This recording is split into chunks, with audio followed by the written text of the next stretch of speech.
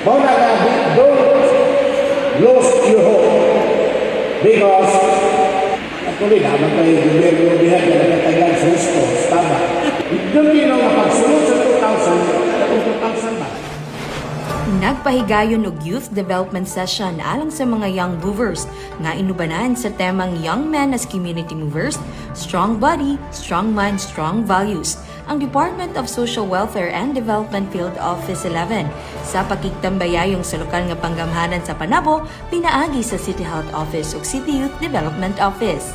Sa unang bahin sa programa, giisgutan ng More Recovery Program, Teenage Pregnancy and Responsibility, Responsible Young Male Adult, Leadership and Community Engagement, ug Disaster Preparedness. Tumong sa kalihukan ang pagpaligon sa disiplina ug responsableng pagpanginabuhi sa mga kabatan-unan, isip aktibong kabahin sa komunidad. Mikabat sa kapin 80 ka mga kabatan-unan nga mga benepisyaryo sa Pantawid Pamilyang Pilipino Program ug pipila ka Indigenous Peoples beneficiaries gikan sa nagkalain-laing barangay sa syudad ang miapil. Sa ikaduhang bahin sa kalihukan, giisgutan ang male reproductive health, HIV and AIDS awareness ug orientation of young movers. Gipahigayon usab ang pagpili sa mga bagong set of officers ug facilitators nga gisundan sa awarding of certificates isip pagpasidungong sa aktibong partisipasyon sa mga kabatan-unan.